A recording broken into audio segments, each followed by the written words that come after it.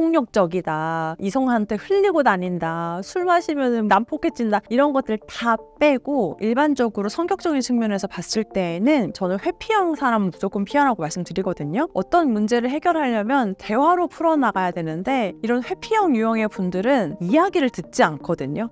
굳이 이런 얘기를 불편하게 왜 해? 알았어, 나중에 해 라고 모든 걸 나중으로 밀어놓고 대화를 잘 하지 않는 거예요. 그러면 한쪽에서는 진짜 미칠 노릇이거든요.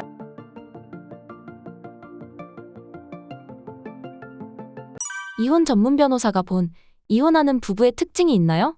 이혼하는 부부의 특징은 한쪽이 벽이든지 양쪽 다 벽인 경우가 많아요. 그 말이 어떤 뜻이냐면 우리가 살면서 다툼의 순간이 많을 수밖에 없거든요. 아이 양육과 관련한 문제일 수도 있고 집과 관련한 걸 수도 있고 혹은 양쪽 부모님과 관련된 것일 수도 있고 매 순간 다툼의 위기는 찾아오는데 그때 내가 상대방에게 내 생각을 잘 전달하고 상대방도 그걸 잘 받아들이면서 서로 소통이 잘 되면 이혼까지 될 리가 없어요. 그리고 설사 한번 크게 빵 싸워가지고 이혼의 위기가 왔다고 할지언정 그 위기를 잘 넘길 수 있게 되는 것 같거든요. 그런데 한쪽이 벽이야. 내가 무슨 말을 해도 그냥 튕겨져 나오는 것 같고 같은 얘기를 반복적으로 해도 이 사람이 흡수가 안 되는 것 같다고 느끼는 순간 이제는 서로 대화를 포기하고 그냥 남처럼 살다가 결국에는 이렇게 사는 게 맞나? 해서 이혼을 선택하게 되는 거거든요. 그래서 이혼하는 부부들은 결과적으로는 서로 정말 그냥 벽과 벽을 가지고 있는 경우가 이혼까지 가는 것 같습니다. 그래서 내가 배우자를 위해서 배우자의 말을 들으려고 하는 노력, 배우자에게 날카롭지 않게 부드럽게 얘기하려는 노력을 서로 잘 해야 그런 위기를 잘 이겨내고 이혼까지 가지 않는 것 같습니다. 절대 결혼하면 안 되는 사람, 1위는 어떤 사람인가요? 너무 당연한 것들은 빼고, 그러니까 당연하다는 것은 폭력적이다, 혹은 이성한테 흘리고 다닌다, 술 마시면 난폭해 찐다, 이런 것들 다 빼고 그냥 일반적으로 성격적인 측면에서 봤을 때에는 저는 회피형 사람은 무조건 피하라고 말씀드리거든요. 일단 우리가 대화가 너무 중요하잖아요. 어떤 문제를 해결하려면 대화로 풀어나가야 되는데 이런 회피형 유형의 분들은 이야기를 듣지 않거든요. 굳이 이런 얘기를 불편하게 왜 해? 알았어, 나중에 해 라고 모든 걸 나중으로 밀어놓고 대화를 잘 하지 않는 거예요. 그러면 한쪽에서는 진짜 미칠 노릇이거든요. 이게 해결이 돼야 그 다음 문제가 있는데, 그리고 이게 설사 지금 당장 해결할 수 없는 문제라고 하더라도 뭔가 저 사람의 생각이 어떤지를 알아야 나도 그 사람의 생각을 이해하려고 노력하는데 무슨 말만 하면 입을 꾹 닫고 그래, 알았어, 근데 듣고 있잖아, 알았다니까? 이렇게 돼버리면 배우자 입장에서는 정말 숨 막혀서 죽겠다 싶은 생각이 절로 들거든요. 혹은 우리가 또 동굴로 들어가는 사람들이 있다고 하잖아요. 자기가 화가 풀릴 때까지 그냥 아예 대화를 하지 않고 그냥 대화 차단 끝. 나중에 자기 혼자 화 풀리면 나 이제 화 풀렸는데 그 이야기 왜 해? 이렇게 되면 부부 사이에 어떤 문제가 생겼을 때 한쪽 배우자의 마음은 그냥 골마 터지기만 하거든요. 그래서 내가 지금 연애를 하고 있는 상대방이 무슨 자기한테 불리한 얘기만 하면 그냥 입을 꾹 닫고 대화를 거부한다? 이러면 배우자로서는 좀 부적합한 사람이 아닌가 이런 생각이 듭니다. 결혼하기 전에 어떤 것들을 확인해야 하나요? 얼마나 솔직하게 자기의 상황을 얘기하는지가 중요할 것 같아요. 간혹 뭐가 있냐면 내 이야기는 진짜 잘 들어주는데 곰곰이 생각해 봤을 때 저 사람은 과연 어떤 사람이지라고 떠올려 봤을 때 물음표가 뜨는 사람이 있거든요.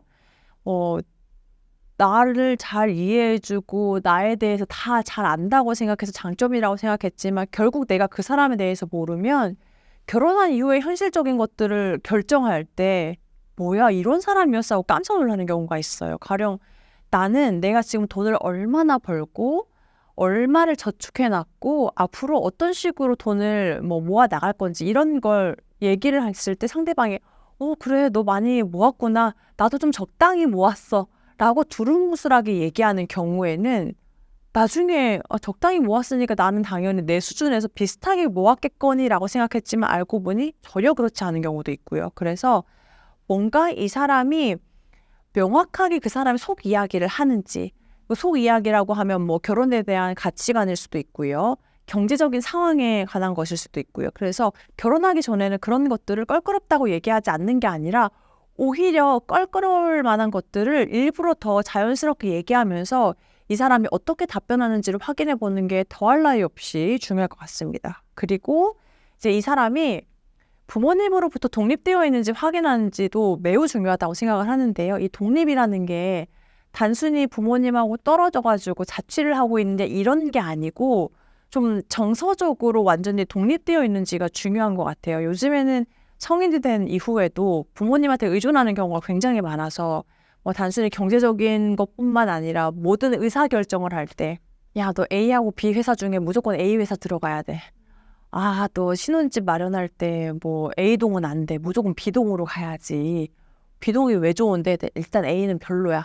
이런 거 있잖아요. 그냥 내가 어떤 결정을 내릴 때 부모님한테 독립되어 있지 않고 부모님이 이렇게 좋다고 했으니까 나는 우리 엄마 아빠 말만 듣는 스타일인데 이렇게 돼버리면 결혼한 이후에는 이제 가정의 틀이 새롭게 형성되어야 되잖아요. 원래 있던 부모님과의 있었던 그 원가족이 아니라 우리 가정이 새로 형성돼야 되는데 그런 게 제대로 분리되어 있지 않으면 사사건건 엄청난 마찰이 생기거든요. 그리고 니네 가족, 우리 가족 이렇게 나눠져 버리는 경우가 있어요. 그러면 사실은 니네 가족이 곧 우리 가족이 돼야 되잖아요. 결혼했을 때. 근데 부모님하고 독립이 제대로 되어 있지 않으면 그렇지 않고 계속 이제 종속적인 관계에서 의지하고 다툼 생길 때마다 엄마 얘가 이랬는데 어떡해? 이렇게 돼버리면 이게 부부가 이게 이것 때문에 이혼하실 때에는 이혼 소송도 부모님의 전두지휘해가지고 우리 아들은 이런 얘기 예민한 거 싫어하니까 저한테 말씀해 주시죠 변호사님 이렇게 될 수 있거든요. 그래서 보통 가정 환경 뭐 화목한 가정이어야 됩니다 이런 말씀 많이 들어보셨을 텐데 거기에서 더 나아가서 이 사람이 분리되어 있는지 독립해가지고 부모님을 존중하지만 또 나는 내 삶이 있어 라고 생각하는 사람인 확인하시는 게 좋겠습니다. 그렇다면 어떤 배우자와 결혼해야 하나요? 대화가 잘 통하고 마음이 열려있는 배우자라고 생각을 합니다. 결국 돈은 있다가도 없고 없다가도 있잖아요. 그런데 있는 돈이 말 안 하고 혼자 날려가지고 없다. 이러면 또 문제가 생기거든요. 그러니까 우리가 모든 일을 함께 의논해서 결정해야 된다는 그런 기본적인 사고가 잘 있고 그리고 어떤 문제가 생겼을 때 서로 원만하게 대화로 잘 해결하려고 하는 사람인지가 중요한 것 같습니다. 이거를 뭐 갑자기 욱 해가지고 나 얘기하기 싫어 이러면 안 되겠죠? 그리고 나는 너랑 말 섞기 싫으니까 그냥 뭐 문자나 카톡으로 대화해 이런 것도 안 되겠죠. 그래서 대화가 잘 통하고 상대방의 의견을 잘 수용할 수 있는 사람이면 더할 나위 없이 좋겠습니다. 그런데 물론 이거의 대전제는 나 역시도 그런 사람이어야만 돼요. 내 배우자는 정말 이야기도 잘 들어주고 말도 차분히 잘하는 사람인데 내가 귀가 막혀 있다고 하면 그거는 말이 안 되는 거거든요. 그래서 나도 그런 사람이 되기 위해서 노력해야 되고 상대방도 그런 사람이라면 놓치지 말고 바로 결혼을 하셨으면 좋겠습니다. 최근 반반 결혼과 생활비 각출이 트렌드인데 결혼 후 돈 관리에 대한 생각은 어떠신가요? 저는 이게 의미가 왜곡되지 않으면 참 좋죠. 뭐 남자가 무조건 30대 중반이라고 뭐 3억 4억 있을 수가 없거든요. 그래서 나도 내가 모은 만큼 상대도 상대가 모은 만큼 혹은 집에서 지원받을 수 있는 만큼 해가지고 집 마련할 때 뭐 비슷하게 반반씩 모은다 취지는 너무 좋잖아요. 그리고 뭐 생활비도 서로 공평하게 부분 부담하는 이거 너무 좋죠. 그런데 이게 좀 나쁜 방향으로 변질되는 경우가 많은 것 같아요. 가령 뭐냐면 야 반반 결혼이라며 그러면 야 내가 지난주 주말에 너 출근한다고 해가지고 내가 가장 가사 생활 다 했는데 내가 빨래도 하고 청소도 하고 다 했는데 이번에는 네가 다 해야지. 정말 칼같이 나누는 경우. 혹은 야, 이번 명절에 우리 집에서 10시간 있었는데 왜 니네 집에서는 12시간 있어? 근데 이게 그냥 드리는 말씀이 아니라 실제로 정말 이런 것까지 반반 딱 떨어지게 나누겠다고 하면서 다툼이 커지는 경우가 많거든요.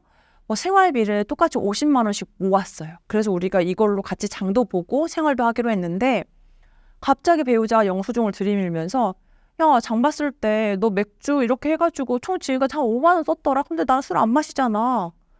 왜 생활비에서 네가 네 맥주 사는데 5만 원을 써? 혹은 우리 여성용품 있잖아요. 한 달에 한 번씩 사잖아요. 야, 장 볼 때 이거 왜 샀어? 이건 네 개인 용돈으로 해야지. 그럼 이거 돈 빼.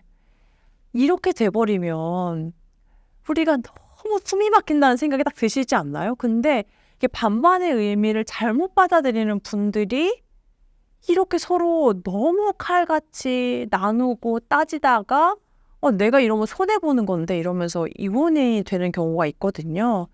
그래서 처음에 그 취지 자체는 좋지만 이거를 모든 부분에 다 적용해가지고 내가 빨래 2시간 했으니까 너 설거지 2시간에 이런 식으로 하는 게 아니라 부부 생활은 기본적으로 서로 양보하고 배려하고 희생하는 게 반드시 필요하거든요.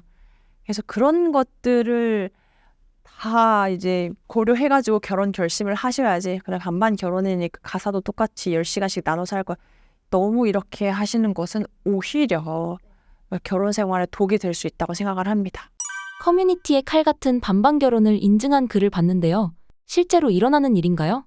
진짜 많아요. 실제로는 진짜 깜짝 놀랐다는 게 엑셀로 정리해가지고 있잖아요. 월요일 날 내가 장 보고 설거지 하는데 난 40분 썼는데 너는 뭐 그동안 20분밖에 안 했고 그러면서 그걸 서로 엑셀로 주고받고 하면서 야, 그렇게 따지면 내가 너 대신에 분리수거 한 번 해준 건 왜 안 치는데 이런 거 있잖아요. 근데 너무 서로 손해보지 않으려고 하는 생각이 커서 그런 것 같아요. 나는 너네 집에 너네 엄마랑 전화통화 2시간 했는데 너 왜 우리 엄마한테 전화 안 해? 나도 안 해. 그럼 니네 엄마한테 나한테 전화하라고 하지 마. 이런 다툼이 진짜 많거든요. 근데 물론 부모님이 너무 많이 간섭하는 건 옳지 않지만 그래도 결혼한 이후에 서로의 안부를 적당선에서 주고받고 전화통화하는 이건 필요한 거잖아요.